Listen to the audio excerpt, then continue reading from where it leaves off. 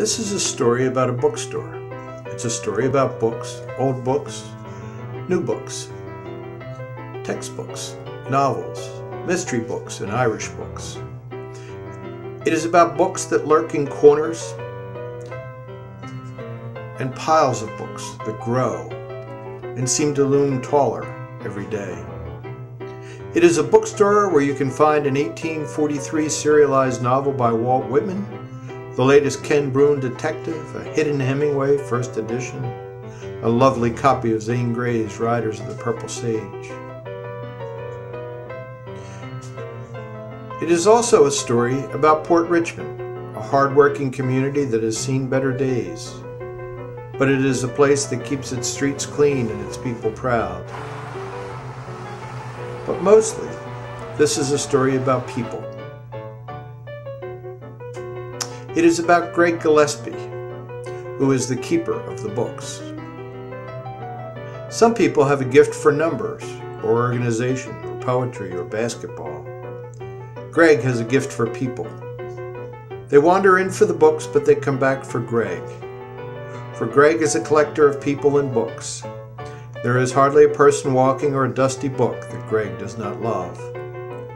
Finally, this is a film about people and the stories they bring into Greg's place. The coin of the realm is a love of books, a love of stories, an uncritical love of interesting people. Follow us as we explore the nooks and crannies of Greg's place. Well, I was born here in Port Richmond, and I moved away earlier, and I came back to take care of my mom, and now I own Chapua Bakery.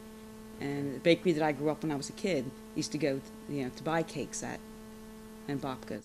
It was very, very basic living in Port Richmond. You were in the 70s and the late 60s. You were ostracized if you had long hair.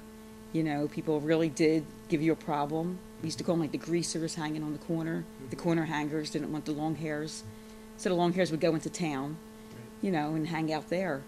And it was very it was tough living in this area. It really was, for people that were just not fitting the mold of what everybody else was in Port Richmond. Pulaski Pier, which is straight down Allegheny, which are always trying to fix Pulaski Pier, used to have a big pavilion out there. We used to have picnics there. People used to go swimming actually in the river, like swing out on a rope into the river, and there'd be like little bands playing polkas, things like that. We'd have a great time. That's down by the river. Now they took the pavilion down years ago, and they keep planting trees, and people keep swiping the trees. They're trying to make it into a little park, and it's not being successful, but they have plans for it. Okay. Been here like all my life in Port Richmond. I do remember when Greg and Port Richmond Books moved in. For the simple fact, I thought it was wonderful. I thought books coming to Port Richmond. You usually associate Port Richmond with the playgrounds and people playing in the streets, and you don't really associate with books.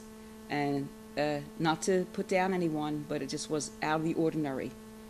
It's a very blue-collar, very like newspaper-ish, community. It's not like a book-reading community. And when Greg came in, I thought it was just great that it just opened up the area. The rumor was a porn store was going to come in, an adult bookstore was the first rumor, and then the second rumor was an Irish bookstore. And both of them brought laughs from everyone. It was like the porn store was like, oh well, what do you expect? Then we heard it was an Irish bookstore, like, well, who the hell is he? This is an Irish neighborhood. This is a Polish neighborhood. It'll never make it. That was what everyone said. I was amazed. I loved it. I loved the smell. I just fell in love with the smell of just the old paper and just bindings and everything, and just the vastness of it. I was just overwhelmed with it. And then Greg, of course,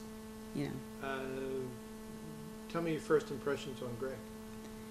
I said, wow, an old hippie, That was like the best part. And I said, this is really neat.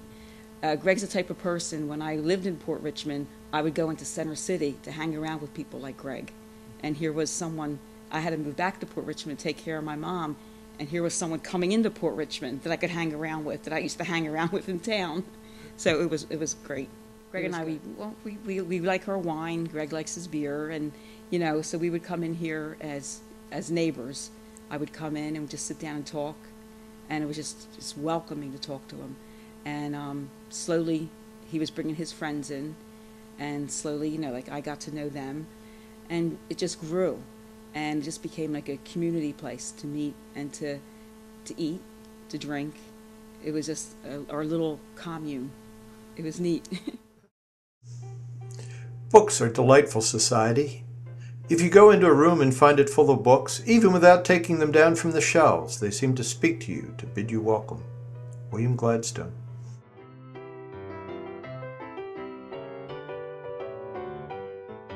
Okay, we're upstairs at Port Richmond Books. What do you got, Greg?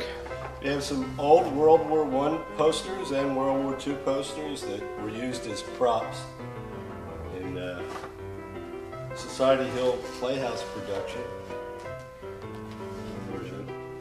We must not only feed our soldiers at the front, but the millions of women and children behind our lines. So waste nothing. How appropriate, even today. Waste nothing. What is this? Philadelphia air raid system. This is, as you can see, the bomb dropping on the house. Women at War. Rosie the Riveter. Forward to dictating peace to the United States in the White House at Washington, Admiral Yamamoto. There's nothing quite like dictating peace to someone.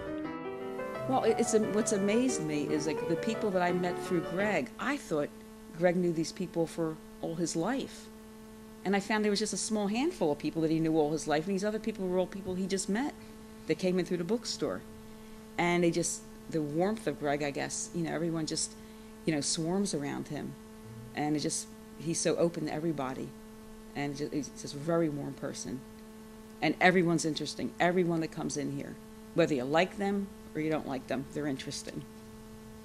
I guess when Greg and I talk and people ask about how the neighborhood's doing, we'll go, it's really good. You know, it's wonderful. It's really changing. We're going to change the neighborhood. Yeah, and then we'll go, well, let's drink on that. You know, because that was one constant with us. We were trying to change the neighborhood. You know, just the feel of it, just to get like different people in here. But it all comes down to like we all sit and get depressed and say, it's just not working. It's going to.